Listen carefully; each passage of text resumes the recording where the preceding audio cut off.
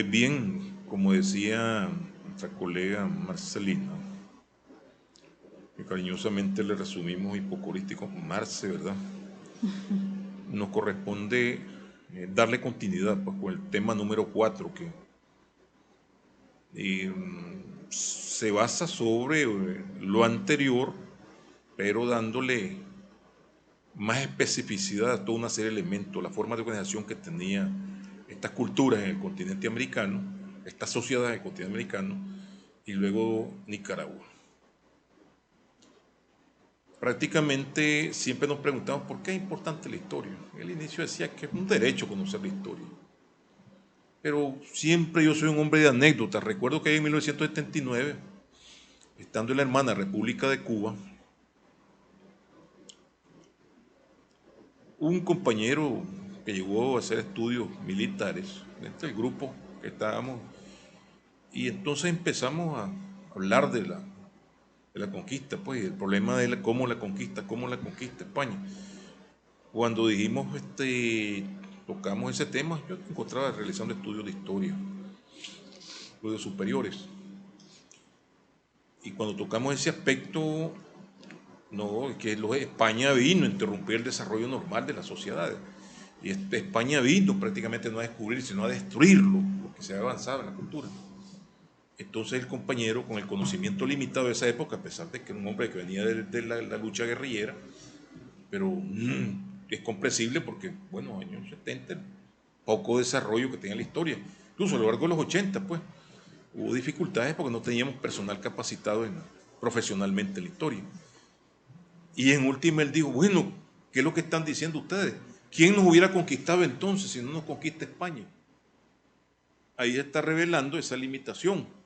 Es decir, que como que teníamos que ser conquistados por alguien, porque se nos vendió la imagen de que Europa nos vino a salvar de la barbarie, del salvajismo en que nos encontrábamos, nos vino pues prácticamente a dar una religión, como que si la gente no creía en nada, a darnos una lengua, como que si aquí fuéramos mudos. Aquí había muchas lenguas. Se habla hasta de 1200, en el continente y las ínsulas hasta de 1200 lenguas. Algunas desaparecieron y algunas están a punto de desaparecer. Otras, orgullosamente, se mantienen. Se dice que es, por ejemplo, un problema que en la misma comunidad de Sutiaba a la gente le enseñaba a avergonzarse de hablar su idioma. En el número 5 vamos a ver algo relacionado con eso. Todavía se hablaba hace unos 10 años como de 6 personas de Sutiaba que hablaban el maribio. Pero a la gente le enseñaron, bueno, primero fue prohibido el náhuatl y el chorotega, el mangue de los chorotegas, que es el que más se hablaba en el Pacífico a partir del siglo XVIII.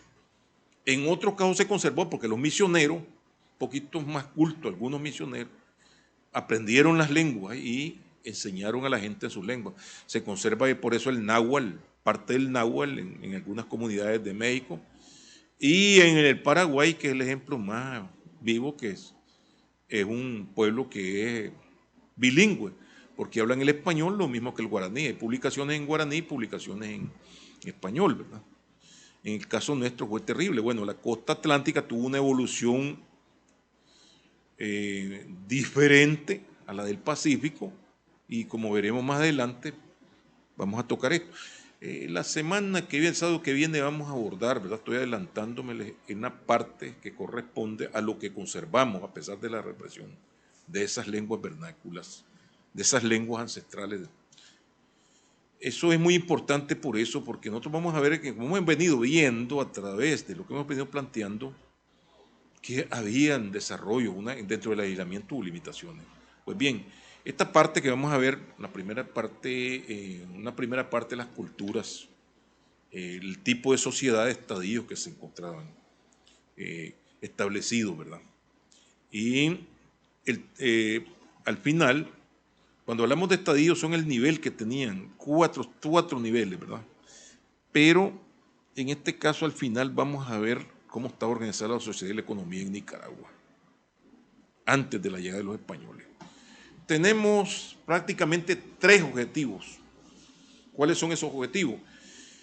Uno, identificar los estadios sociales en los que evolucionaron los grupos étnicos en la América antes de la invasión española, porque fue invasión, no fue descubrimiento. 2, conocer cómo estaba constituida su organización política y qué aspectos particulares los distinguían de otras sociedades. Y finalmente el tercero, que sería cómo era la forma de vida de los principales y las principales características socioeconómicas de los grupos que se establecieron en el Pacífico de Nicaragua. Cuando nos toca hablar de estos mismos estadios o los niveles de organización política y social que existían, además del desarrollo económico y cultural de estas poblaciones, tenemos que ubicarnos según sus distintos niveles de desarrollo. Y aquí hay que decir algo. Ya hemos planteado esto anteriormente, pero hay que destacar que lo mismo existían grandes centros políticos, ¿verdad?, con altos niveles de desarrollo urbano, como se puede ver en la gráfica, con gran desarrollo científico y tecnológico para desarrollar, digamos, una ciudad, fundar una ciudad, construir esos edificios, tenían que haber conocimientos en matemáticas, en arquitectura e ingeniería.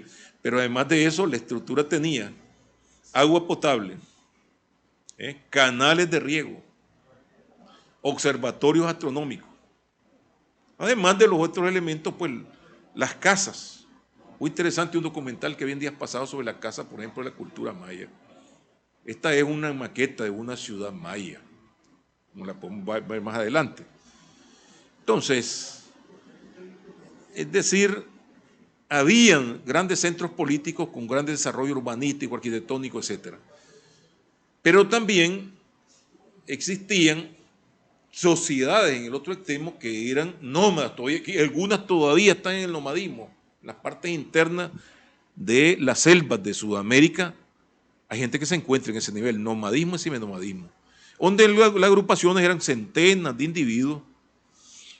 Algunos de ellos, como esta cuestión no es estática, en evolución a sociedades cacicales y otras que todavía están, pero estamos hablando en aquella época, ¿verdad? Pero además, en esa parte intermedia, ¿verdad?, existían otros niveles. Existían, como decimos, esas ciudades-estado que acabamos de poner en la maqueta apareció una ciudad maya, que eran centros políticos independientes, tenían gran desarrollo. Pero bueno, y la otra que son las sociedades cacicales, que es donde vamos a centrarnos un poco con relación a Nicaragua. Pues bien, estamos hablando de centros políticos, grandes centros políticos, en donde se controlaban con ciudades y una ciudad capital que controlaban a millones de individuos, con alto desarrollo tecnológico-cultural. La otra, en el otro extremo, las sociedades seminómadas y nómadas, y en el intermedio, las sociedades cacicales y las ciudades de Estado. Bueno, vayamos a al primer nivel, pues, que es el de las sociedades nómadas y seminómadas. En esta dirección, prácticamente son grupos como los inuit. Los inuit no los conocemos como inuit, nosotros comúnmente les decimos esquimales, ¿verdad? Creo que ahí es donde viene la palabra esquimo, que rico. Nada más que con este frío aquí no me dan ganas de comerme un esquimo, ¿verdad? Pero cuando está caliente el sol, bueno, lo mismo una limonada que un esquimo, ¿verdad? Entonces, los esquimales que llamamos inuit, que vivían, como se sabe, en Alaska y partes de Canadá, en la parte cerca del Círculo Polar Ártico, ¿verdad? Los alconquinos, los iroqueses, los sioux, los apaches, los cheyennes, los cherokee, los seminoles. Esto estamos acostumbrados en las películas estas de vaqueros, donde el vaquero sale, se justifica eso matando a los salvajes. Pues que, yo lo pongo esto entre comillas, porque lo que tenían era una forma de cultura distinta, ¿verdad?, a los invasores que llegaron de Europa y les quitaron sus tierras, norteamericanos, ¿verdad? Estos se encontraban principalmente en el actual territorio, ya lo dijimos, de Estados Unidos, en las praderas, y parte del actual territorio de México. Cuando hablamos de México, recordemos que toda esa parte norte desde Utah, tirando hasta Texas, esa línea era de México. Se habla de que le quitaron la mitad del territorio, pero hay quienes calculan que es un poco más de la mitad de lo que quitaron a México, los Estados Unidos, más adelante, como veremos, ¿verdad? Entonces, también nos encontramos en las Antillas los siboneyeses y ciguayos.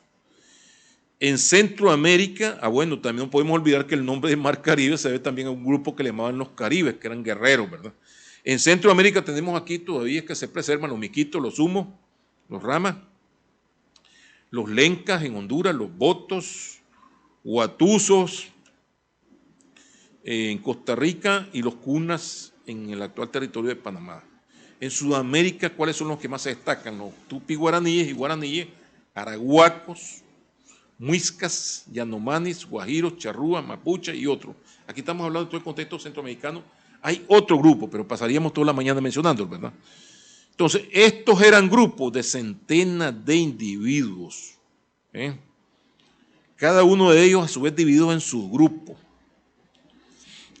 ¿Qué tenían como referente o qué los unía? Su cultura, su lengua, sus tradiciones y sus religiones. Según su ubicación, eran más cazadores que pescadores, más agricultores o viceversa, porque empezaban a desarrollar un tipo de agricultura. Por eso es que hablábamos de algunos elementos transitorios, porque a su vez había grupos de recolectores, como todavía hay algunos grupos de recolectores en el África, ¿verdad? Por ejemplo, se puede citar el caso de los Yuk, de las praderas. Eran cazadores, ellos andaban detrás del búfalo, del ciervo y otros animales de mamíferos menores.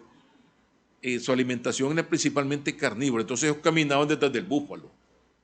En el caso de otros lugares, por ejemplo, como los que vivían cerca de la selva, las costas, era diferente. Vivían principalmente de la caza y la pesca. ¿Cómo eran las viviendas de uno y de otro? Bueno, en este lugar que mencionamos último, en las selvas, chozas rústicas y algunas varas en tierra, paja encima, palos sostenidos en forma de techo. En algunos casos creaban viviendas temporales, chozas rústicas compuestas de caña o varas de otros árboles y arriba lo techaban con paja, digamos, o otros productos que le servían para reforzar, digamos, el techo. Unas selvas donde llovía, imaginemos, pero eran temporales, vivían seminómadas. En el caso de las praderas y las pampas argentinas, eran chozas circulares, que eran praderas a la intemperie. Entonces ellos se cubrían ahí y entonces estaba el poco de chozas. En estos casos vamos a ver algo, ¿verdad? Estas sociedades eran de autoconsumo, no tenían comercio. En algunos casos trocaban algo, pero su economía era autoconsumo. Su vestimenta, como lo podemos observar ahí en el cuadro, era eminentemente muy ligera. Es decir, combinaban la ropa interior, que esto fue general en toda la sociedad, el taparrabo, ¿verdad? Que es la parte que cubre la cintura y cubre las partes íntimas, ¿verdad? Pero además tenían pieles con las que cubrían su cuerpo en tiempos de invierno. Bueno, recordemos que los veranos son calurosos allá, ¿verdad? Son secas, ¿verdad? Las mujeres, ¿verdad? Largas faldas de pieles, eran más largas que los varones. Y también recordemos que siempre se ha dicho, se habla de la descalcez de la gente que encontró Colón, pero en estas partes donde el clima era templado, era frío, tenían que andar una forma de calzado rústica, que fue lo que se vino convirtiendo después en lo que llamamos mocasín. Pero vuelvo nuevamente a lo que decía anteriormente, a la gente que encontró Colón, que quien pega primero pega dos veces. Esa fue la primera imagen que vio Colón en el primer viaje. En los lugares del trópico, donde era seco, trópico seco, ¿verdad? Era común la ligereza de la ropa, ¿verdad? Y la desnudez de los pies. Todavía en unos documentales, como Yanomani, vemos esta parte de los pechos que la andan descubierta y solo se cubren de la cintura para abajo, ¿verdad? estas son situaciones diferentes, ¿verdad?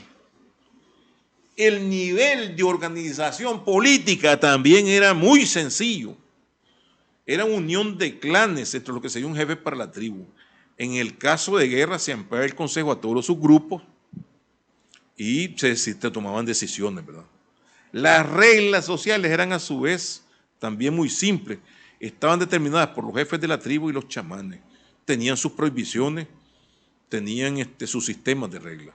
Bueno, recordemos eso cuando hablo de clanes. Una unión de familias forma clanes. Una unión de clanes, una tribu. Y una unión de tribus es lo que forma una nación. Por eso es que en algunos casos, cuando se refieren a... nosotros equivocadamente decimos las tribus, pero en este caso se mencionaban ya naciones. Por ejemplo, todavía los norteamericanos cuando hablan de agrupación de la nación Sioux, ya eran miles de individuos agrupados a su manera, pero eran nación. Nación Cheyenne, nación Cherokee, que de paso se dedicaron a destruirlas. Los trabajos de artesanía que se realizaban en estas comunidades estaban ligados en concordancia con el medio geográfico. Es decir, en algunos casos la construcción que todavía hasta hace poco se observó en las partes sur, e incluso en Centroamérica, en parte de Costa Rica y Panamá, y hace poco, bueno, en el siglo XIX, el caso de los Sumos y Miquitos, era una enorme vivienda circular donde se acomodaban en hamacas varias familias. Esas eran grandes, y por ahí estaba otro caserón grande, pues qué sé yo, etcétera, ¿verdad? Y sí, esas tiendas eran muy importantes. Por ejemplo, el caso del búfalo era muy importante la piel, no solamente para cuidarlo, sino también para forrar la tienda. Y también eran muy importantes los tendones. Por eso cuando hablamos del autoconsumo, ahí agarraban unos búfalos, no era para vender la piel. Posteriormente sí, cuando llegaron los ingleses empezaron a interesarles por comprar las pieles, entonces ahí comenzó un comercio de trueque. Ahí empezaron a malearse, pues. Sus sistemas de creencias consistían en adorar y hacer ceremonias a elementos naturales de la naturaleza. Eran también muy simples. No es el caso de los aztecas, no es el caso de los mayas, no es el caso de ya sociedades más complejas. Siempre estaba de por medio de la madre tierra, ¿verdad? A los animales, a las plantas. Las ceremonias eran dirigidas por un chamán dedicado a deidades de esta misma naturaleza. Eran la danza del búfalo, de los Sioux, ¿verdad? La danza que le hacían los antiguos misquitos al tiburón, porque eran más pescadores. La danza de la lluvia, porque era muy importante la lluvia. Bien, en este caso podríamos cerrar aquí, pasaríamos a ver cuáles eran esas sociedades cacicales. La vamos a retomar más adelante cuando hablemos de Nicaragua. Cuando hablamos de las sociedades cacicales, contaban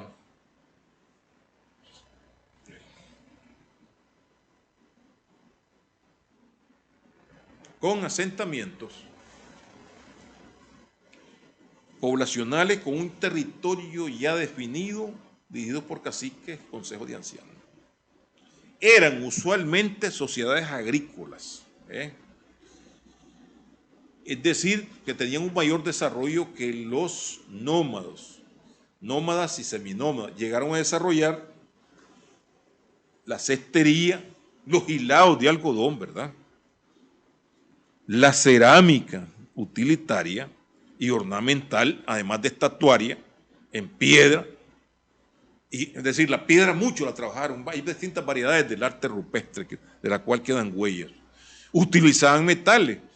Fíjese aquí un detalle. El oro que le llamó tanto la atención a los conquistadores no tenía la importancia que tenía un producto como el jade, que es una piedra preciosa. Porque el oro se puede volver a reconstruir. Y el jade no. Entonces, muchos desarrollaron estatuillas religiosas, dientes de jade. Por ahí recuerdo que aquí en el Soletrán encontramos en un restos arqueológicos 5 dientes de jade. Por supuesto que el hilo que los unía había desaparecido. Esos 5 dientes de jade se encontraron en un lugar de las brisas, bueno, con otros elementos, ¿verdad? ¿Y por qué digo los 5? Porque, bueno, vamos a ver más adelante por qué el 5 era sagrado por ellos, habiendo el quinto sol. Pero además de la importancia que tiene, por ahí unos criterios que Managua estaba poblada solo por Chorotega. Y hay un amigo mío, por ahí un colega que anda con aquí una idea de cambiarle el nombre a la nación, ponerle nación Chorotega, porque los Nicaragua eran menores, que eran menos población y que fueron traidores, etc. Pero en esas visiones maniqueas no se mete la ciencia histórica. Esas visiones son muy tradicionales, de andar buscando el bueno y el malo, el traidor y el patriota, ¿verdad? Cuando no existía ni nación. Pero en este caso, el jade era muy importante. Tengo la sospecha, ¿verdad? La sospecha, ¿verdad? Porque no puedo hablar de hipótesis, de que por qué también tiene importancia en las sociedades asiáticas, tal vez de esos tiempos remotos, había un referente de este, porque es sagrado.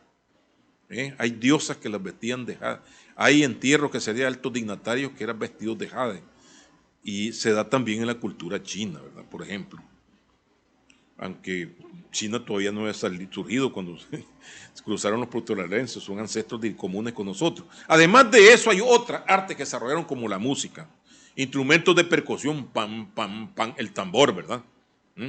Distintas variedades de tambor, tambores pequeños y tambores grandes. Entre los que recuerdo los grandes, el famoso tantán, porque se hacía tantán, ¿verdad? También existían la música de viento, había cualquier variedad, flauta, pitos, trompetas, estas fabricadas también de los materiales que había, las cañitas o la madera. También las danzas, había forma de danzas colectivas, ya le hemos hablado la anterior, ¿verdad?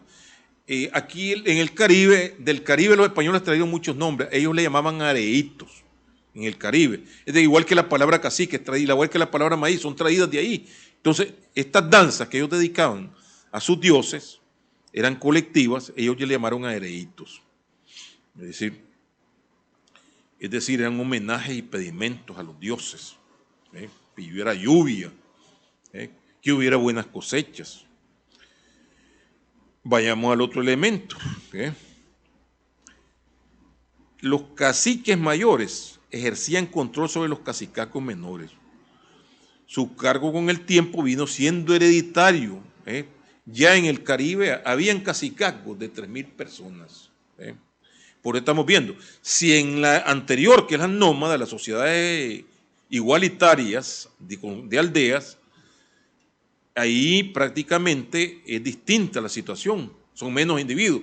Aquí son sedentarias porque hay mayor cantidad de individuos. No nos imaginemos a 10.000 personas caminando buscando un búfalo en las praderas, qué sé yo, no es imposible. Son centenares de individuos. Aquí tienen que buscar la manera de cómo asentarse. Aquellos que leyeron, como que leen, están acostumbrados a leer lo que llaman en la tradición libro sagrado, ¿verdad? Que nos trajeron los españoles, en digamos, las otras palabras de la Biblia, vemos ahí que los israelíes andan nómadas por todos lados, pues, porque son menos. Son menos. El clan de Abraham, 90 personas, porque a veces ponen como que es la familia, en la Biblia no parece eso, porque les da vergüenza decir que esos 90 que habían, esos 80 que no eran de la familia, eran esclavos, en clanes. Entonces, pero en este caso, ya estos grupos que tienen miles de individuos no pueden darse ese lujo de andar de un lado a otro. Tienen que buscar una tierra donde asentarse, ¿verdad? Entonces, por esta razón, estaban asentados en territorios que tuvieran agua, que tuvieran tierras fértiles, que tuvieran río o que tuvieran también áreas de caza cercanas, ¿verdad? Entonces, por eso que decíamos, ellos tenían plantas, sembraban plantas, cereales, hortalizas, raíces, frutos, especias. Cuando hablo de especias, ¿qué les recuerda? ¿Qué es lo que le echan ahí al huevito en la mañana ustedes para que sienta otro sabor? Además de la cebolla, le echamos un chilito, por ejemplo. El chile es una especie heredada de América, por ejemplo. El tomate, una hortaliza. Los frutos, hay variedad de frutos, el zapote, el sonzapote, la nona, la guanábana, la piña. Todo esto se complementaba con con la caza y la pesca, pero además tenían animales domésticos, tenían el perro mudo casi desaparecido porque también los españoles empezaron a comérselo. A ellos les da pena decir, pero ahí están las versiones de los cronistas que se comían los perros de aquí, de que tenían los... ¿eh? Y no era precisamente por hambre, por curiosidad, había que ver también, ¿verdad? Y en ciertos casos se comieron hasta los perros de ellos. Los españoles no eran tan cuidadosos en eso de la comida, además que estaban en guerra. Aquí hay que tomar en cuenta también, bueno, el chompipe se me olvidaba, ¿verdad? Se me olvidaba el chompipe, me perdona, ¿verdad? Chompipe antes no podía faltar en una boda. Ahora van con la gallina india, ¿verdad? Pues volvamos nuevamente acá, ¿verdad?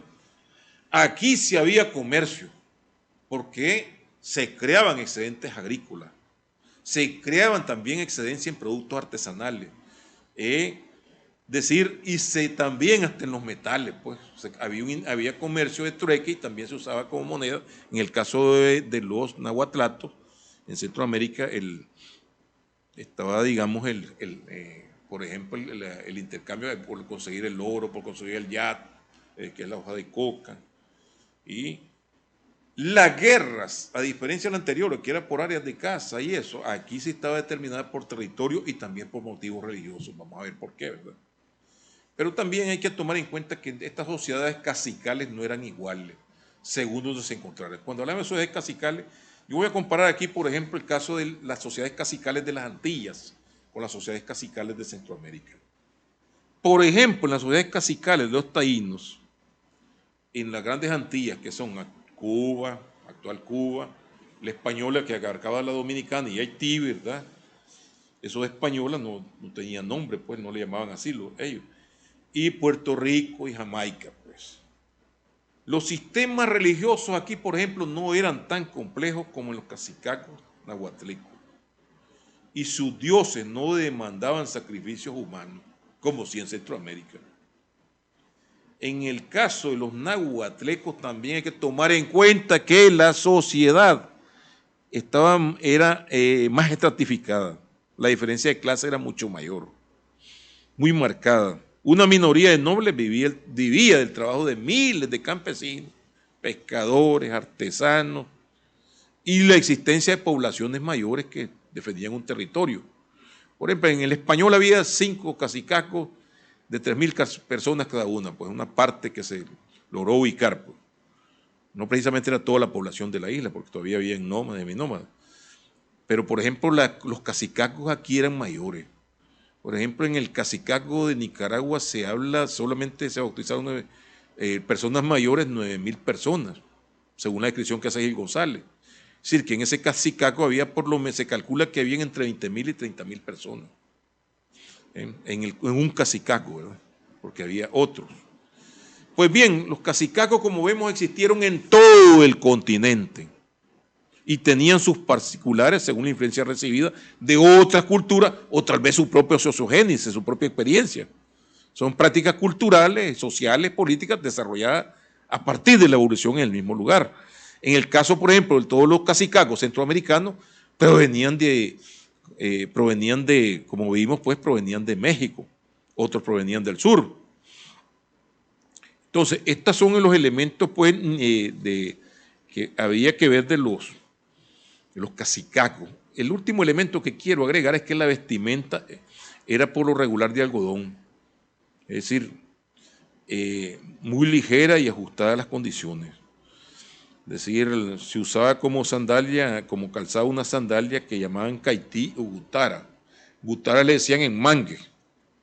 Y caití o caiti, ¿qué nos recuerda? El caite, ¿verdad? Nada más que ese caite nada tiene que ver con el que conocimos nosotros recientemente, que era de hule. Este era muy fino, de cuero de venado, distinto y con pabilo. Pues. Recuerdo que un amigo mío que fue dirigente sindical me decía que su niñez en una comunidad indígena de Matagalpa tenía 3 caites. Uno para trabajar, uno para andar diario y el que había de pasear. Y le pregunté, ¿y por qué no usas zapatos? No, nosotros teníamos dinero para comprar zapatos porque la comunidad de nosotros tenía recursos. Dice. Pero si nos poníamos zapatos, nos mirábamos diferente a los demás, dentro de la comunidad. Entonces imaginemos en aquel tiempo. Bueno, vayamos al otro nivel, que sería el tercero, las ciudades-estado.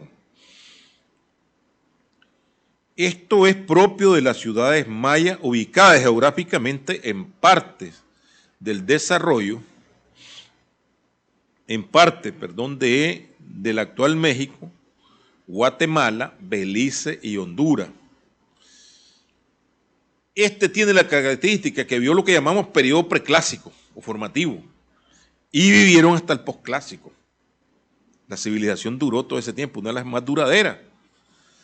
Entonces, se estableció el surgimiento de estas ciudades actualmente por los especialistas, su surgimiento entre el 2000 antes de nuestra era, ¿sí? Antes de Cristo, ¿verdad? Antes del 1 que se empezó a marcar como que nació Jesucristo, y alcanzaron gran auge hasta el 250 después de nuestra era o después de Cristo, ¿verdad? Es decir, esta civilización, sin embargo, se prolongó. Ese es el periodo de auge que vivieron, es un periodo de auge muy largo, hasta el 250 de nuestra era, y se prolongó hasta el siglo IX o hasta el año 800 de nuestra era. Hubo centenas de ciudades mayas. Estos territorios que rivalizaban entre sí por el control de rutas comerciales, por el control también de extensión de sus fronteras, era lo que provocaba pues la guerra. Eran independientes. Fíjense que cuando un documental que vimos, en un documental donde se rastrea por qué se destruyó esta ciudad, fue destruida por sus rivales. A diferencia de los grandes estados, que como veremos más adelante, ellos conquistaban esa ciudad, la dejaban igual y lo que hacían era poner su gobernación, ahí extender su dominio. En el caso de los mayas no, destruían la ciudad rival y se acabó, pues. Establecían el dominio del territorio. Por eso es que nunca llegaron a crear un centro político tan grande, aunque las ciudades-estado estaban en capacidad de hacerlo, ¿verdad? Hubo ciudades como Tikal, en Guatemala, con 576 kilómetros cuadrados, con grandes pirámides, plazas y templos, campos de juego, de juego de pelota. Había un fútbol que jugaban no lo jugaban con los pies, sino con los antebrazos, con los muslos, con cualquier parte menos con las piernas. Bueno, con las nalgas también, ¿verdad? Es decir, que se nalgueaban jugando, ¿verdad? Pero era un juego bastante difícil. Voy a irme un poquito bueno, aquí la tenemos, ¿verdad? Aquí tenemos una ciudad maya, ¿verdad? Creo que esta es una escena de Tikal, ¿verdad? Más adelante vamos a ver otra imagen, ¿verdad? Cada ciudad-estado decíamos que controlaba un territorio, y es decir, como eran urbanos, eran barrios. Había barrios y había aldeas en la parte rural. En el caso de Tikal, que es una de las más estudiadas, se logró determinar que en esos 576 kilómetros cuadrados vivieron entre 10.000 y 19.000 habitantes. No, perdón, de 10.000 y 90.000 habitantes. Estaba mirando mal el 9, ¿verdad? 90.000 habitantes. Imaginémonos el tamaño de esa ciudad, ¿verdad? Era bien complejo. Tenían capacidad de trasladar sistemas de agua a las viviendas, sistemas de baños, baños calientes, agua para el riego, etcétera. Un poco de ventaja que tenían, ¿verdad? Entonces, ¿cómo se aglutinaban o cómo ejercían control? Que es uno de los ejes que vamos a tocar ahora, que es muy importante, porque ya hablamos anteriormente. Las aldeas y los barrios están agrupados en los chinamí. ¿Qué les recuerda el chinamí, verdad? Chinamo, ¿verdad? Es decir, que aglutinaba a los clanes por clanes a sus habitantes. Estos tenían un jefe inmediato que dependía de una autoridad encima de la otra, y esta autoridad dependía directamente del rey. Es decir, el rey, una minoría, dominaba prácticamente a los demás habitantes, ¿verdad? A una masa de campesinos que estaban obligados a pagar tributo. Campesinos, artesanos, poblanos, están en el sector urbano, que también tenían que participar en la guerra y en las construcciones. Entonces esos monumentos no hubieran sido posibles, ¿verdad? Es importante destacar que desarrollaron la joyería en piedras preciosas, en oro, hay testimonio en piedra. Esto tenía, como se sabe, orientación eminentemente religiosa. La ingeniería, miren esa ciudad, sería posible, como decimos anteriormente, sin conocimientos matemáticos. Hay un aspecto que no se mira ahí, pero sí, por ejemplo, la medicina. Todavía se discute que aquí en América teníamos más conocimiento del cuerpo humano y por tanto más avances en la medicina que Europa. ¿Cómo se gobernaba? Además, el gobernante, decimos, Chinamit, grupo de Chinamit, bajo control, y por encima un gobernante hereditario. Es decir, alrededor de había un círculo consejero, familiares que formaban prácticamente lo que podríamos llamar la nobleza. Y este gobernante era hereditario. Por regular lo heredaba el hijo. Casos excepcionales podía ser un hermano, pero tenía que ser en una familia. Todo esto, como que dice, estaba, por supuesto, en una teocracia militar, porque había una casta militar, un ejército profesional. También un cuerpo burocrático de funcionarios públicos que tenían responsabilidad específica, entre ellos cobrar el impuesto y hacer que toda la población cumpliera sus obligaciones. En las construcciones, si bien jugaban un papel muy importante distintos especialistas, como los ingenieros, astrónomos, médicos, toda una serie, una gama de especialistas en esta sociedad tan estratificada y tan avanzada tecnológica y científicamente, pero todo tenía una orientación principalmente religiosa. Se ha logrado comprobar, por ejemplo, la veneración al sol, ese mismo degrada, al final, en cierta época del año. Es increíble cómo se forma una serpiente, que era uno de los elementos que ellos adoraban, pues, como representación de un dios. Es decir, también estaban los deportes tenían una orientación eminentemente religiosa. En este sentido, llegaron también a desarrollar la joyería, como decíamos anteriormente, piedras preciosas, etcétera. Los restos que se encuentran son increíbles, pues, y cada vez se descubren más. Antes se hablaba de una centena de ciudades mayas, pero en la medida que la tecnología ha permitido que del espacio, por medio de radio infrarrojo, se observe la irregularidad o lo que ha afectado el terreno, ya se habla de miles de ciudades mayas. Imaginémonos cómo era el poblado. Bueno, cuando hablamos de religión, ¿pero en qué creían esta gente? ¿En qué creían? Algunos de ustedes conocen esto porque leyeron el Popol Vuh, en la cual sale parte del sistema de creencias. La religión era muy compleja. Fíjate que aquí ya viene siendo más complejo. Según lo rescatado en los escritos como el Popol Vuh, los mayas fueron politeístas, pero creían en un dios superior llamado Hunahpu, que es el padre de Itzamá.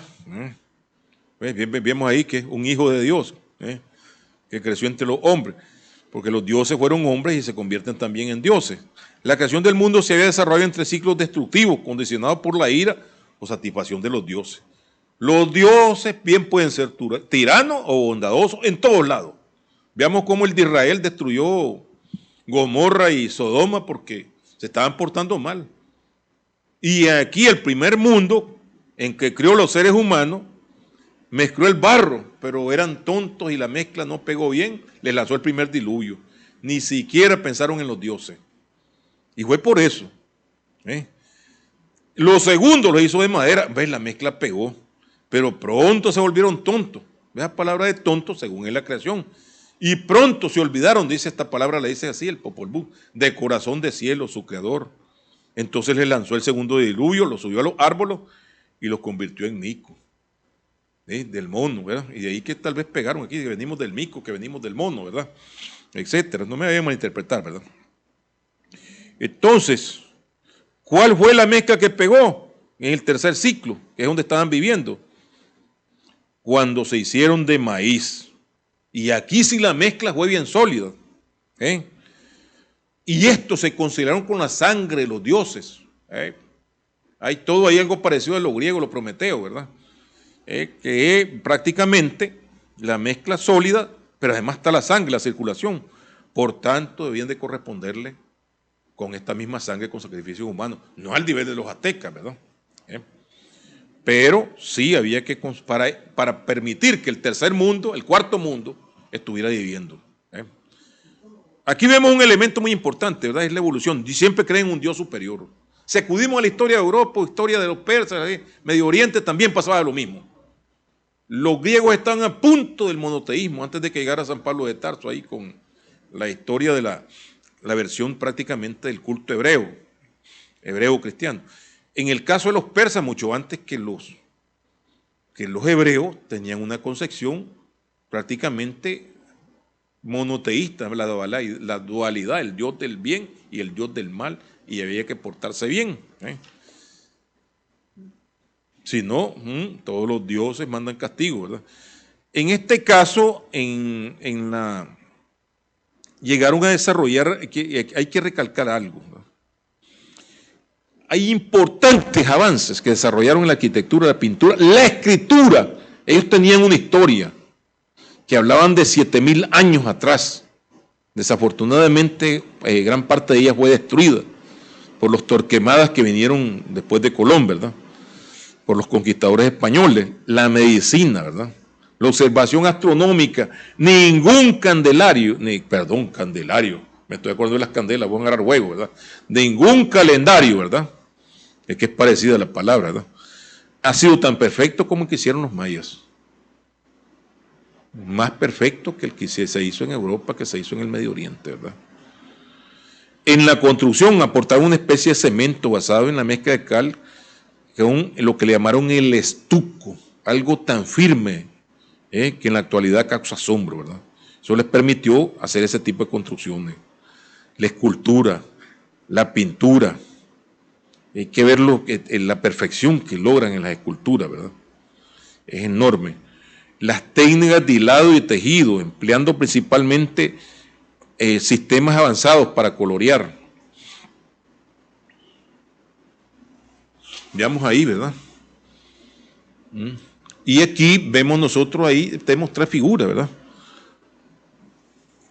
Donde parece una sola modelo, cómo se vestían, realmente, por ahí está un varón de perfil, cómo se vestían, prácticamente aquella versión de que andábamos desnudos, ¿verdad? Entonces dice, aquí nos referimos, si lograron dominio de las técnicas de hilado y tejido, además el colorear, además utilizaban el algodón y también el cáñamo, así como avanzados sistemas de colorear telas, muy avanzados, bien colorido y enorme.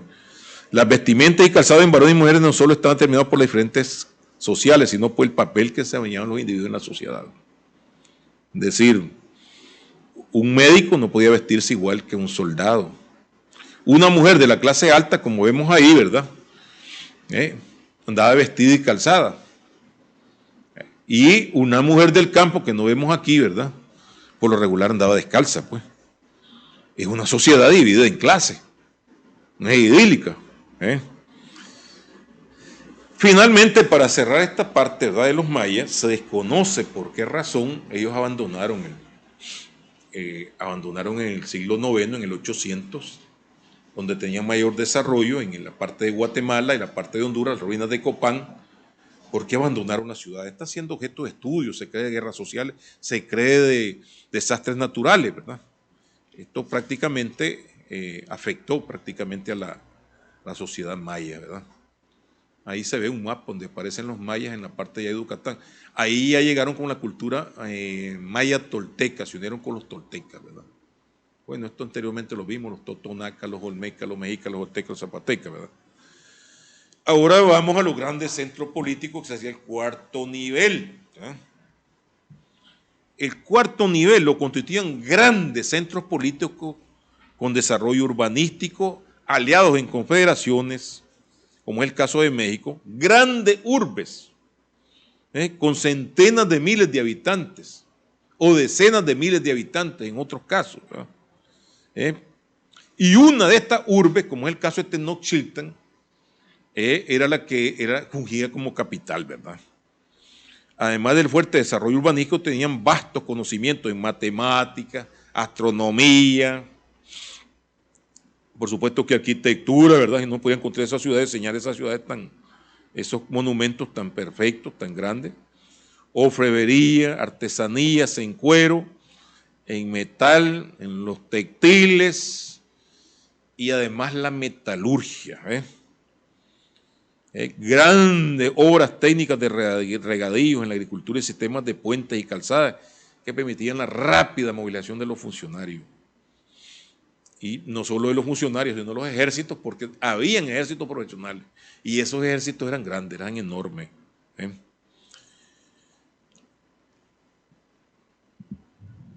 Además de esos caminos hay una curiosidad. Una vez me metí con el correo antiguo, salieron los mexicas. Aquí no habían caballos. Los caballos prácticamente, que también estuvieron en América, se usaron más como alimentación, ¿verdad?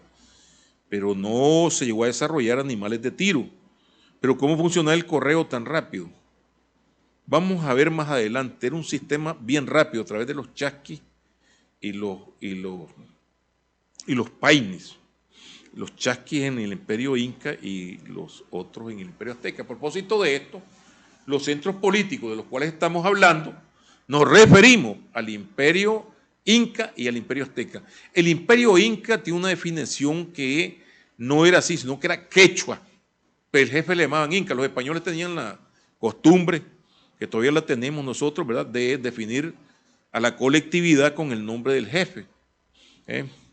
Entonces, el Inca, Zapa Inca, era el gran jefe, el gran emperador, el gran rey. Y en el caso de los aztecas, Tlatoani. Los aztecas se llamaban a sí mismos mexicas o aztecas, ¿verdad? Estos dos grupos tenían, dos centros políticos tenían unas características comunes a pesar de las distancias en sus niveles de desarrollo social y político. Los aztecas tenían dividida la sociedad en tres grupos, los nobles o pipiltín. En algunas traducciones yo he encontrado pipiltón también, ¿verdad? Es decir, eran los nobles. Luego teníamos los plebeyos o masehualtlín. Miren cómo es el nahual clásico. Aquí se decían masehuales, allá masehualtlín. Y finalmente los esclavos, un grupo menor, pero el más bajo de la sociedad, los tlacotín. Es raro, ¿eh? Mejor decir tatalcotín, ¿verdad? Es decir, tlacotín.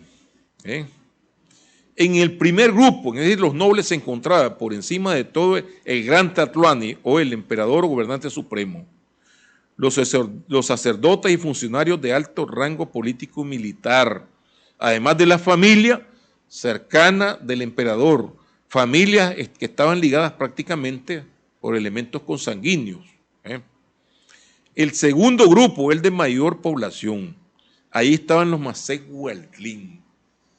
¿Quiénes eran los masehualtlín? Agricultores o potecas. Es decir, poteca es comerciante. Habían especialidades, habían comunidades que dedicaban al comercio. Y por supuesto los artesanos. En la parte de arriba nos encontramos, se nos olvida este detalle, que lograban ascender socialmente, estaban los artistas, es decir, los arquitectos, los que dirigían la ceremonia, sacerdote mayor. Las construcciones también, como en los mayas, tenían un carácter religioso, eminentemente. Esto prácticamente los masehualtlín, los potecas, tenían, los artesanos, tenían, hay que adelantar algo, tenían posibilidades de ascender. La unidad básica eran los calpules, que se agrupaban por sus orígenes clánicos en los barrios, en los alrededores de las ciudades. El jefe de ellos, hay que tomar en cuenta, el electo por ellos mismos, y lo representaba ante la autoridad superior. Es decir, las confederaciones, había una especie de gobernador, que los españoles llamaron príncipe, y estos prácticamente estaban subordinados a la autoridad del Tlatoani, es como se llamaba pues alguien como Moctezuma, a los emperadores. además de tributar, pagar los impuestos, tenían el deber de estudiar en las escuelas. Los mayas y los aztecas tenían escuelas donde se les instruía sobre las tradiciones, además se les instruye en el idioma y se les instruye en arte y sobre todo en la cuestión militar, ¿verdad? Decían, algunos potecas y militares, bueno, había alto mando militar que estaba representado entre los nobles también. De hecho, podían ascender socialmente. El comerciante, como decimos popularmente, se hacía más plata, se volvía más rico, tenía posibilidades de ascender. Y el militar se hacía méritos militares. No era tan, es decir, podía ascenderse socialmente. En la cúpula, pues como se sabe, el monarca tenía un carácter hereditario. La casta sacerdotal, quienes basados en un complejo sistema religioso tenían control sobre sus súbditos. Ellos creían en Huitzilopochtli, en los 4 soles que habían sido destruidos anteriormente, y que el quinto sol, el tiempo lo mantenía Huitzilopochtli. Y Huitzilopochtli pedía sangre. Y por tanto, por eso hacían guerras con las naciones vecinas, entre ellas Tlaxcala, que tenían esa misma creencia, y los prisioneros capturados eran dedicados a prácticamente a Huitzilopochtli. De ahí que algunas veces se exagera la cantidad de sacrificios humanos, pero era necesario para mantener la luz del sol.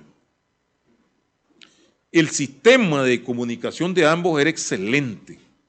Los incas disponían de los chasquis y los aztecas de los painanes, además de los Ixucatitlanti, un nombre más raro, y los Tequihuantitlanti, son nombres largos, recordemos que son en náhuatl, que eran veloces corredores por medio de relevo, trasladaban con gran rapidez noticias orales y escritas. En caso de los mexicanos sería escrita. Recordemos que los incas no tenían prácticamente escritura, tenían un sistema de quipús para llevar el control, ¿verdad? También no solamente transportaban mensajes, transportaban paquetes, objetos, desde las capitales o viceversa. Por ejemplo, hay un caso que si el emperador Moctezuma quería comerse un pescado fresco, de Acapulco le llegaba fresquecito. Con qué rapidez caminaban, ¿verdad? Por ejemplo, en el caso de los chasquis, había cada 2.200 kilómetros. Se lo volaban 2.000 metros, 2 kilómetros, punto 20, se lo volaban en 1 hora. ¡Qué velocidad! Los aztecas también desarrollaron formas de escritura, en escritura ideográfica. ¿Qué controlaban? Todo el centro de México, ambas costas del valle, Istmo de Tehuantepec, y estaban avanzando. Venían hacia Centroamérica. Entonces, los incas, por lo tanto, era una sociedad más compleja y jerarquizada. Tenía un sistema monárquico y teocrático donde la máxima autoridad era el Zapa Inca. De ahí viene el apodo de los incas. El estado de Dios estaba en 4 suyos o suyuts, que equivale a provincias, cada uno a cargo de un gobernador. El Inca era la máxima autoridad del imperio. A los emperadores se les atribuye un origen divinos.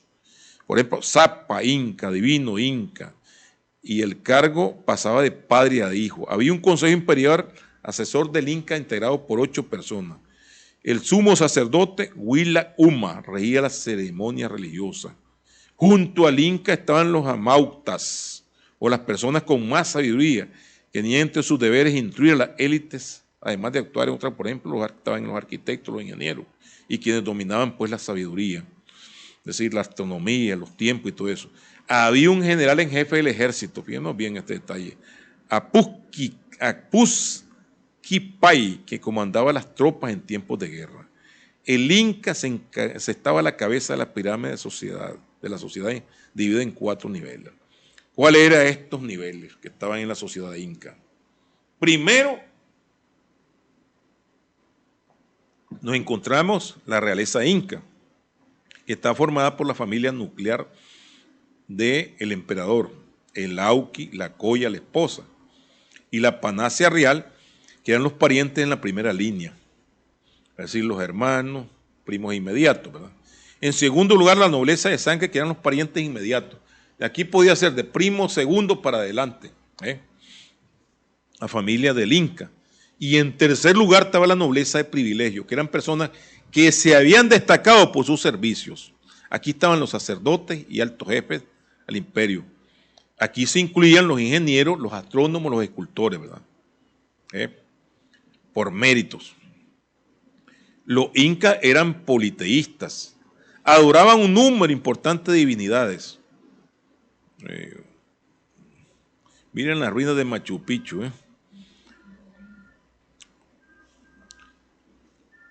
El grupo más numeroso estaba integrado en los Aylú Hatun Runa, o simplemente le decían los Aylú, que eran los campesinos, los artesanos. Está Tenochtitlan, ¿verdad? Híjole, se me vuela. Un momentito, no, problemas de. Ahí está, ya volvimos.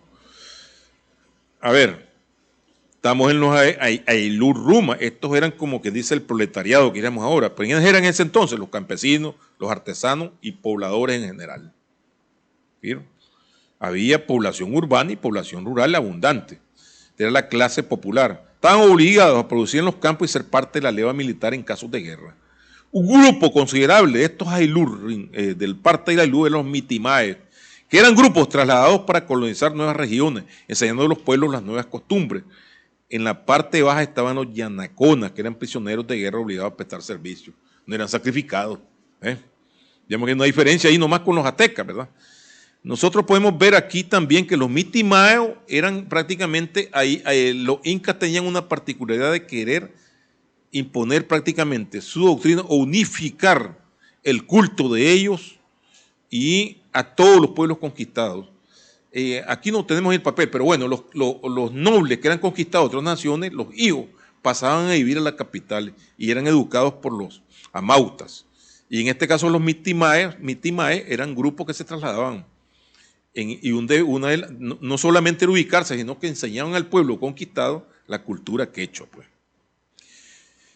¿Cómo se extendió este territorio? Era enorme y estaba en expansión. Si no han llegado los españoles, van para adelante. E incluso incursionaron en la navegación.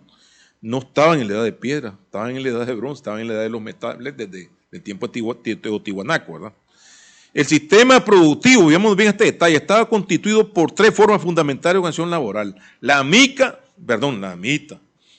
¿quién sabe qué mono me estoy acordando? La mita, la minca y el ainí. La mita para labores estatales, como la construcción de caminos, puentes, fortalezas, trabajo en las minas y templos. Esto era de la comunidad de la Aylú, por suerte, una parte de la población le tocaba cumplir con esa labor. La minca estaba en función de cada Aylú, es decir, Aylú, comunidad del pueblo, orientada a la construcción de puentes que comunicaran un Aylú con otro, una población con otro, canales para favorecer los cultivos y involucraba a todas las familias de la Aylú. Y el ainí era dedicado a garantizar trabajo solo de la comunidad. Ahí estaba prohibida, pero era condenada a la vagancia, a la holgazanería, era sancionada. No se concebía.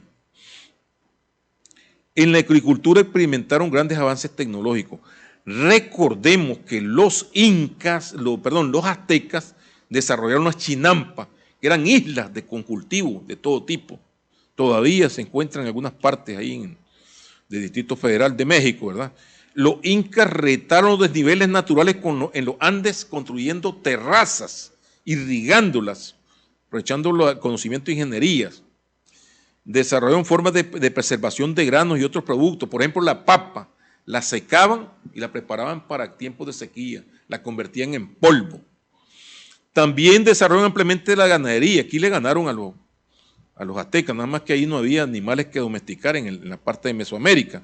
Las llamas y las alpacas eran utilizadas como alimento, recolección de lana y bestias de carga. Además, domesticaron gallinas y roedores. También los incas concebían, al igual que los aztecas, que sus jefes, los emperadores, descendían de los dioses. ¿Qué nos recuerda esto? Civilización egipcia. Y los sacrificios humanos, en el caso de los incas, eran mínimos, muy mínimos. Cuando habían desastres naturales, es decir, no sacrificaban prisioneros, se convertían en yanaconas. Vemos bien este detalle, todas las sociedades evolucionan, porque eso es lo que prácticamente aquí estamos en la barbarie. De repente pudo haber sido que allá en México ya apareció Huitzilopochtli, ya no sigan sacrificando. Mejor son más útiles ponerlos a trabajar la tierra, entonces, sistema esclavista. Así como vimos que el ángel le detuvo la mano a Abraham cuando iba a sacrificar a Moisés. Entonces, esa es la señal que el Dios es que se acaben los sacrificios humanos. Y de repente aparece en solo Dios, pues. Todos los dioses en todos lugares son iguales, este aspecto. Que me perdonen los amigos aquellos que caminan con la Biblia en la mano, ¿verdad? Entonces, todo era para traer el descontento de los dioses. Eso es terrible. Cuando te olvidas del Dios, dejas de creer. Yo me acuerdo que mi tío a mí me metía en miedo. Hijo, tenés que tener temor de Dios. Yo creyendo en un Dios que me estaba protegiendo, ¿verdad? Bondadoso y todo eso, ¿y por qué le voy a tener miedo? Decía yo. Era lógica, ¿verdad? Pero también imaginémonos en esos tiempos, era terrible. Que nos enviara, digamos, una destrucción terrible, era prácticamente lógico totalmente, de acuerdo al pensamiento, la cosmovisión de la época. Bueno, aquí cerraríamos los centros políticos y pongámosle atención a esto porque vamos sobre la cultura, sociedad y economía de los pueblos originarios, Nicaragua. Aquí vamos a centrarnos por razones de tiempo, por razones de espacio, en la región del Pacífico. Además, sobre las ciudades nómadas, seminómadas, al cual pertenecieron nuestros hermanos, Misquitos, Sumo, Rama y otros, ya las mencionamos en las ciudades cacicales. En esta parte del territorio, los grupos culturales que estaban en Nicaragua se ajustaban al modelo de las mencionadas sociedades cacicales. El uso del cacao como moneda, la vestimenta femenina y masculina, armas de Occidente y Pedernal, venía del norte. Por otra parte, tuvo la influencia sureña de la chicha. Mire, fijémonos bien, no nos equivoquemos, no pensemos en la chicha roja, coloquémosle la B, chicha, digan junto conmigo, chicha, porque a mí me encanta la chicha, ¿verdad? Sobre todo cuando voy para Masaya, no me malinterpreten, ¿verdad? La introducción del sonido de la R en las lenguas vino de Sudamérica. El uso de la hoja de coca, el yat, pero es usado como lo usaban los campesinos, no como lo han desarrollado ahí de esta manera en los tiempos modernos que se convierte en polvo, ¿verdad? Y en una maldición. El uso de bebidas alcohólicas en las religiosas, es decir, se fermentaban los vinos, las ceremonias religiosas. En este sentido, veremos algunas especialidades del pueblo nicaragüense. ¿Cuál era la comisión y religión de los chorotegas? Uno de los grupos en importancia del Pacífico. Es decir, aquí en los chorotegas hay que aclarar que son pocos los datos que se lograron recuperar, porque los cronistas, los relatores de esa época se fijaron más en los Nicaragua o en los nahuas, los utoaztecas, niquiranos, como le llamemos. Pues bien, ¿en qué creían los chorotegas? Se sabe que creían en Tipotami, un dios varón a quien consideraban dios supremo, y prácticamente lo relacionaban con el principio del mundo como el gran creador. ¿Qué les recuerda eso? Lo relacionaban con Nesguitananali, Nesguitananali, ¿verdad? Recordemos que son nombres en mangue, ¿verdad? Es mujer, ¿verdad? Era una pareja de dioses. Adoraban al sol y la luna, al igual que a una diosa que residía en el cráter del volcán Masaya, quien para calmarle y pedirle lluvia y buenas cosechas, buena salud, les depositaban en cierta época platos de comida, pero en los tiempos críticos, ahí iban los muchachos, ahí iban las doncellas, ahí iban niños que los lanzaban a la boca del volcán, que todavía tenemos la posibilidad de la visitar, ¿verdad? Pero en eso creían, ¿verdad? Es decir, recordemos que esta parte tiene que ver con las inclemencias naturales. Una sequía la interpretaban como un castigo de los dioses. Se considera también que muchos años de vecindad con los nahuas, ellos vinieron adoptando, con los nahuas, vinieron adoptando costumbres comunes. Hay una gran cantidad de estatuarias que se han localizado donde son chorotegas los artesanos, según la versión que se conoce hasta ahora, pero los dioses son Nicaragua. Ahí aparece Tamagastad, ahí aparece la cruz de Quiatiot, del dios de la lluvia. Esto es lo que podemos decir de los chorotegas. Más adelante vamos a retomarlo. Los nahuas, utoaztecas, niquiranos, nahuatpipil, como se le llama. ¿Cuál era su cosmovisión? Creían una destrucción cíclica del mundo. ¿Qué nos recuerda esto? bueno, del Valle del Anahual, los mismos aztecas. 4 destrucciones sucesivas, fíjense que son 4, no son 3 como la de los mayas, ¿verdad? Y estaban viviendo en la era del quinto sol, razón por la cual debían posponerse la destrucción de este sol con sacrificios humanos. Entonces ellos hacían guerra florida con los chorotegas para obtener prisioneros y ofrecerlo a los dioses. Esto tenía un carácter eminentemente ritual. Prácticamente no es como se dice que lo hacían para comerse a la gente, era una especie de comunión, el corazón que tomaba el sacerdote, las partes, otras partes que tomaba el cacique y otro que se repartía, y no era todo el tiempo, no era por hambre, no era por otras razones, como se planteó, digamos, dentro de las versiones europeas. Creían los naoas descender de una pareja de dioses, siempre aparece esa pareja, que habitaban en los cielos, pero que además de crear todas las cosas y todo lo demás que había en el mundo, vivieron entre ellos y le enseñaron todo cuanto tenían para sobrevivir. La pareja sobrevivió a todas las decisiones cíclicas y siempre volvía a reconstruir el mundo. ¿Sí? Y finalmente en el cuarto mundo retornaron hacia arriba a gobernar en el cielo. Pero además ellos tenían otros dioses que habían acompañado a estos. Esta pareja no la pusimos aquí, pero métensela en la cabeza. Tamagastad, varón. Sipal, tomar mujer. Sipal, tomar mujer. A mí me parece que esa palabra, Sipat es mujer, ¿verdad? Tonal, me parece que debe ser tonal, mujer del sol. Y Tamagastad, esa definición, pues no la defino en este momento, ¿verdad? Pero es el varón. Pero siempre en todas las culturas es una pareja creadora, ¿verdad? Ahí los hebreos borraron, pero no lo pudieron borrar de la arqueología, la diosa que acompañaba a Yahvé o Jehová, ¿verdad? Entonces, también lo acompañaban otras divinidades menores, coautores de la creación, entre ellos Ochomogo, ¿verdad? Vamos a ver si vemos el río Ochomogo por aquí, adelante. A ver, ahí está, miren. ¿Por qué colocamos el río Chomogo? Porque es un recuerdo de eso. Hay otra parte de Chomogo también en Costa Rica, parece que llegaron a Naoa, ¿verdad?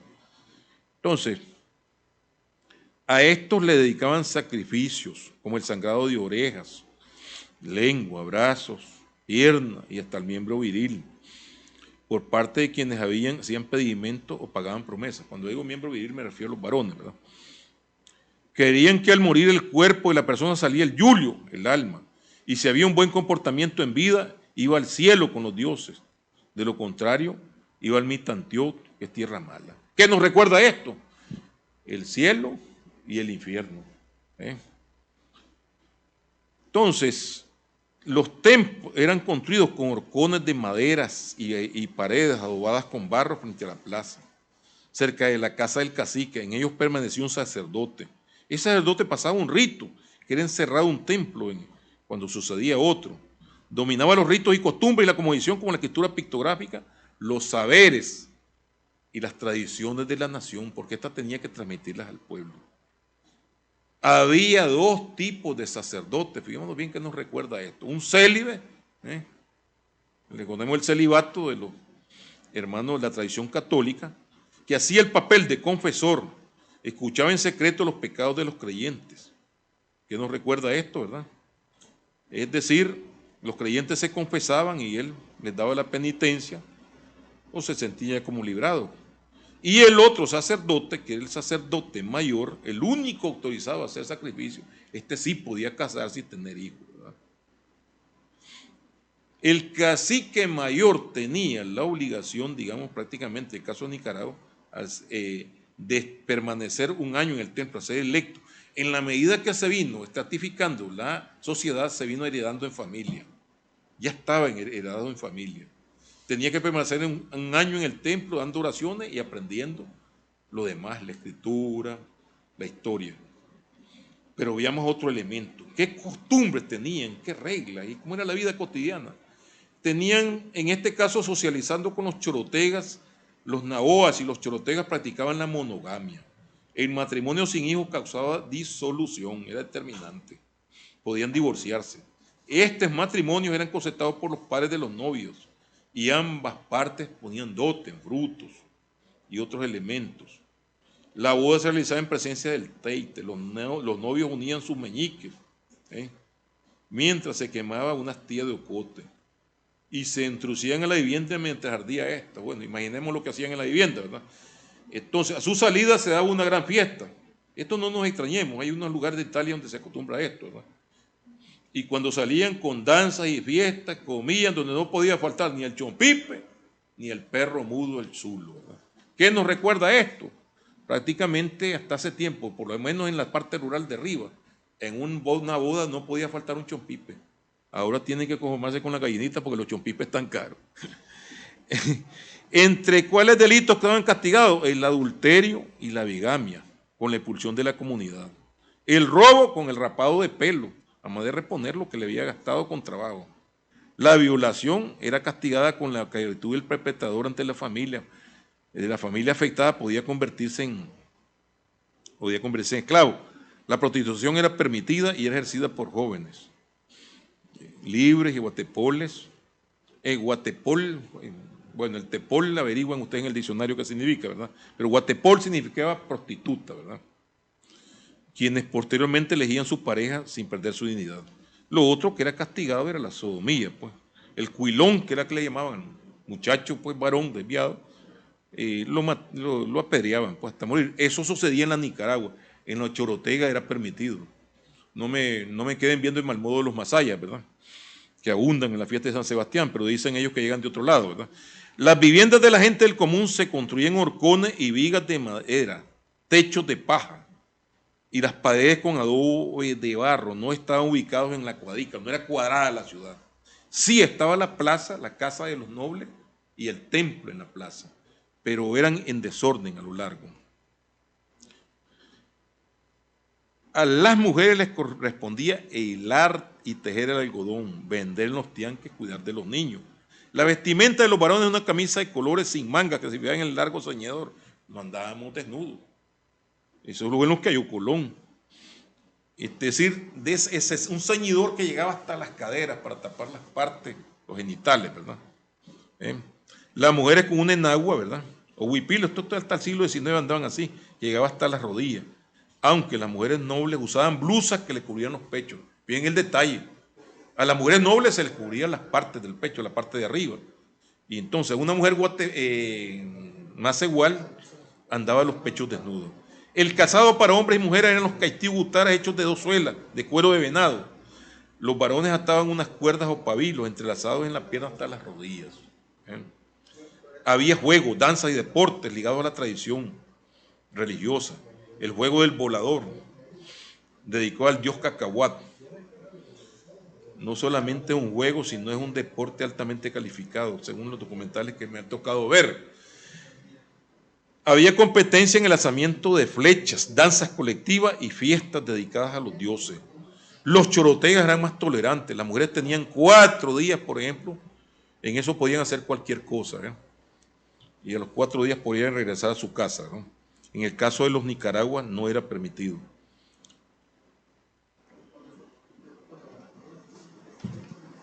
Artes. ¿Qué artes tenían? Habían con las fibras vegetales que fabricaban cestos, petates, hamacas, canastos, escobas, mecates. Hacían peines con huesos de venado, así que se peinaban, ¿verdad? Y con ciertas maderas. Tenían tratamiento, incluso no lo puse acá, ¿verdad? Pero tenían tratamiento para los dientes. Sí, que eran un poquito más aseados que los europeos, ¿verdad? En ese aspecto.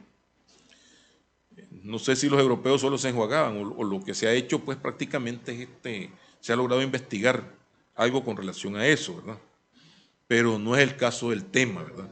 Con tinta roja y negra pintaban sobre largos cueros de venado bien tratados sus heredades, caminos, montes y bosques, además de algunos motivos que tenían religiosos, etcétera, ¿verdad? Tenían el ancho de una mano y 12 pasos de largo, eran largos. Sí, estos cueros de venado eran tejidos, ¿verdad? Y eran bien tratados. Los doblaban en forma de acordeón. Esta es una forma de enseñanza que se transmitía de forma oral por ancianos y sacerdotes. Tanto chorotegas como nahuas desarrollaron la cerámica, croma, policroma. Miren ahí. Qué lindo eso. Esto es encontrado en la isla de Ometepe, ¿verdad? Ídolos antropomorfos y zoomorfos. Ahí están otros elementos en la cerámica, ¿verdad? Es decir, ahí tenemos un metate, ¿verdad? Tiene un motivo religioso, de la figura de un animal, ¿verdad? Curiosamente, en algunos lugares rurales, hay gente que todavía lo usa, los saca, ¿verdad? Claro, ahora se han puesto más vivos y cuando aparece alguien fuerano se lo vende, ¿verdad? Pero todavía usaban eso para moler el maíz ni que sabe y sacar las tortillas. ¿Sí? Se han localizado trabajos en oro, pero para ellos tenía más importancia el jade, tal como lo mencionamos, ¿verdad? Bueno, además platos, vasijas, comales, oye, miramos ahí a la izquierda, está lleno de eso.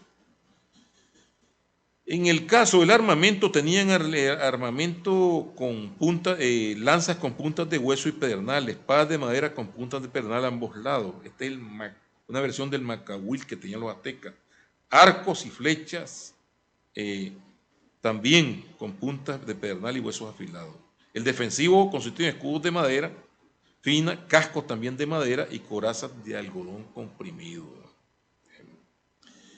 Hay que ver que prácticamente este tipo de armamento no fue útil a la hora de llegar a los españoles. Los españoles tenían corazas de hierro, pues usaban armas de hierro. Las matanzas eran terribles. Vayamos al aspecto de la economía. Se sembraban calabazas, maíz, frijoles en la milpa. Además, el cacao. El cacao era un uso exclusivo de los naoas. Los chorotegas no lo sembraban. Junto a gran variedad de frutos, hortalizas, raíces. La alimentación se complementaba con la caza y la pesca. La caza en los bosques, la pesca en los lagos, los ríos y costas marítimas. Ahí, además de recolección de productos cosméticos y curativos y alimenticios como la miel, la cera y la sal. A veces nos preguntamos, ¿y si no había azúcar? Estos indios bebían, decimos así, porque a veces no decimos nuestros abuelos. ¿Qué bebían? Bebían simple, no, bebían dulce.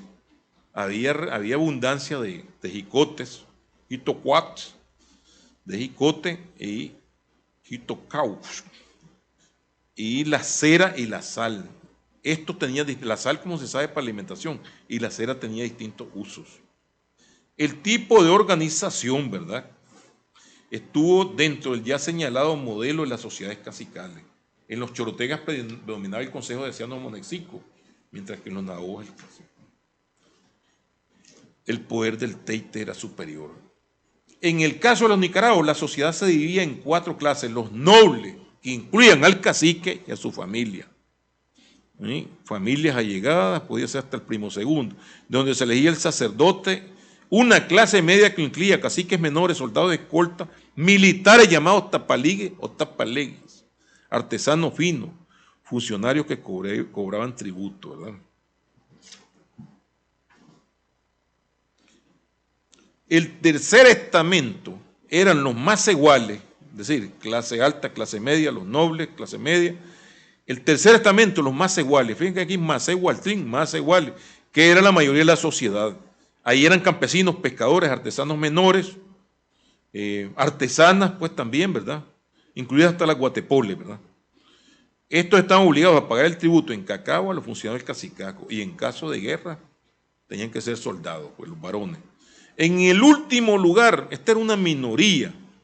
Si nosotros acudimos al tercer estamento, es la mayoría de la sociedad, pues, la sociedad productora. Pero en último lugar, esta es una minoría de esclavos que eran prisioneros capturados en la guerra y realizaban servicios domésticos a los nobles, mientras les tocaba el turno de ser sacrificados en la ceremonia religiosa, la parte más baja. La relación de producción era eminentemente clánica, las comunidades organizadas en calpule, que nos recuerda esto, los aztecas. Como decíamos, hay cosas que venían heredadas del norte, de México. Sus integrantes obtenían la propiedad al contraer matrimonio. ¿Qué nos recuerda esto? A los Sutiaba, a los Matagalpa, a las comunidades indígenas de Jinotega. ¿Cómo adquieren derecho al lote? Cuando se casan, ¿verdad? No podían vender la propiedad ni enajenarla. Se abandonaban el calpul, tenían que dejar su propiedad a sus parientes. Laboraban la tierra, eran dueños de su elemento de trabajo, obtenían sus productos de consumo y pagaban el tributo a un círculo de nobles que giraban ante un consejo de ancianos o un teite. Estos últimos no eran dueños de la propiedad. Vemos de este detalle, en términos privados, aunque ostentaran poder social y privilegios económicos. Hasta aquí vamos a terminar ya casi, espero no haberlos aburrido. ¿Están cansados? No. ¿Y por qué? Después me dicen por qué no se cansan, ¿verdad? Hay uno que se durmió, a que se despierte, ¿verdad? Entonces, ahí tenemos el armamento, ¿verdad? Vemos qué bien hecha. Cuando toquen esas flechas, tengan mucho cuidadito, por experiencia. Están hechas de un cristal de obsidiana que hiere, pues. A la otra que me tocó jugar con esas flechas a mí, curiosear. Al final de eso tenía llena la mano de microheridas, ¿verdad? Ahí está al lado un poste de obsidiana, ¿verdad? Y ahí vemos algunas herramientas, ¿verdad? De pedernal de obsidiana. Y esto en las puntas de la flecha. Aquí vemos la sociedad y la economía, ¿verdad? Vemos, bueno, ahí están una gente con el maíz y aquí está una especie de intercambio en los mercados. Porque aquí se había intercambio comercial. Las mujeres eran amas y señores de los mercados. No podían entrar varones, solamente comerciantes de afuera y solamente los muchachos vírgenes. ¿Qué nos recuerda eso? Bueno, no sé si el oriental es lo mismo, pero casi todas las vendedoras ahí, ya viudas, qué sé yo, tenían un muchacho, ¿verdad? ¿De dónde viene eso? Son cultura de los chorotegas, cultura de los naboas. ¿Cuántas cosas hacemos sin darnos cuenta? Bueno, en la próxima lección vamos a ver eso, pero vamos a arribar a las conclusiones. Estos modelos de sociedades, tanto las más desarrolladas, como decimos desarrolladas, los centros políticos, los imperios y las ciudades-estados, así y las medio desarrolladas como las cacicales, ¿sí? Hasta las sociedades agrícolas y nómadas, siguen siendo objeto de estudio porque además de su modelo de evolución, no encajan en los modelos eurocéntricos, o no llamaban salvajes. Erróneamente, sigo con este discurso, dentro de los modelos eurocéntricos se ha tenido la tendencia de excluir a estas sociedades. Nosotros vemos una clásica historia universal, ahí aparece la Edad Media, el mundo antiguo, los romanos, etcétera. No aparece la evolución de América, solo la de Europa, como que fuera el modelo que hay que seguir. Entonces, como proceso único, ignorando no solo a América, sino también al África, al Extremo Oriente y a otras regiones que tuvieron importancia. El tercer elemento sería que la sociedad de este continente, aún con las limitaciones que les planteó el aislamiento, fíjense bien que Asia estaba comunicada con Europa y el caballo que avanzaron los mongoles les permitió prácticamente moverse rápidamente de un lugar a otro. En este caso, nosotros estábamos aislados, los habitantes de aquí de América, pero lograron grandes avances en los campos de la ciencia y la tecnología. Y esa evolución que llevaban, yo les decía en la anterior que, por ejemplo, 50 años más tarde se hubiera inventado el alfabeto en los aztecas. Y quién sabe cuántas cosas se interrumpieron con la llegada de los europeos, que vinieron prácticamente a destruir, ¿verdad? No es una visión idealista, hay que aceptar la realidad. Veámonos las caras que tenemos ahora, veamos el lenguaje en que nos expresamos, pero hay que ser objetivo a la hora de ver ese fenómeno. No rendirnos ahí, ¿no? De prácticamente sentirnos europeos. Y tenemos problemas identitarios, se los digo así claramente y se los digo a través de aquí. Jamás van a ver ustedes a un alemán poniéndose Alejandro, poniéndose José, mucho menos Cuauhtémoc. Sin embargo, en nuestra cultura estamos poniéndonos nombres raros que ni los entendemos, de distintos idiomas. Entonces, por ese lado tenemos un problema identitario, porque bueno, el problema identitario va hasta más allá, ¿verdad? Hasta sentirnos inferiores. No solamente a veces con relación a otras naciones de Centroamérica, sino que los europeos los vemos como prácticamente como dioses, como dice la canción que dice Malinche, profesora. Sí. Nos siguen llegando rubios y les abrimos la puerta, y les llamamos amigos. Antes fueron los españoles, ahora los norteamericanos y ahora los europeos. Y finalmente decimos en el cuarto elemento que la Europa medieval, para justificar la conquista, ya lo hemos dicho, y extracción irracional de estas sociedades, que era un discurso en que aceptaban el atraso, la barbarie, los caníbales de esta cultura, mientras sacaban y asesinaban a sus líderes indígenas. La muerte de Atahualpa, por ejemplo, lo acusan de un poco de cosas para justificar su ejecución. Ser idólatra, ¿eh? Y de otras acusaciones que encajan dentro del mundo europeo. ¿Y quién lo juzga? A Atahualpa, un hombre que hablaba varios idiomas, que aprendió en una semana, ¿cómo se llama el juego del ajedrez? Un cuidachancho porquerizo llamado Francisco Pizarro, que no sabía ni leer ni escribir. Esos son los europeos que vinieron, ¿eh? Entonces, en tanto destruían los códigos, los escritos plegables, los testimonios vivos de los avances acumulados durante siglos por culturas como la maya, la azteca y la inca, y las que poblaron el territorio que aún comprende Nicaragua. Aquí no quedó ni un solo cuero de venado plegable, ni un solo libro como tenían. Todos fueron destruidos por los conquistadores. Y ya hablando de Nicaragua, finalmente, tenemos que avanzar en el conocimiento específico de nuestros ancestros. Es decir, de eso somos originarios. Ese lado moreno tenemos que rescatar y sentirnos orgullosos. Sino que India sos vos, decimos así tan facilito. Si es un indio el pobrecito. Esos son nuestros abuelos. Y no se tiene gran conocimiento por ser blanco. Por ser nosotros descendemos pues, de campesinos españoles, algunos. De ese mestizaje que no pudimos evitar. Pero lo que estoy insistiendo es que se rescate y nos sentemos orgullosos de ese lado moreno, de nuestra historia, y vamos a seguir estudiando para reforzar nuestras bases identitarias como pueblo mestizo, como pueblo pluricultural y como pueblo soberano. Muchas gracias.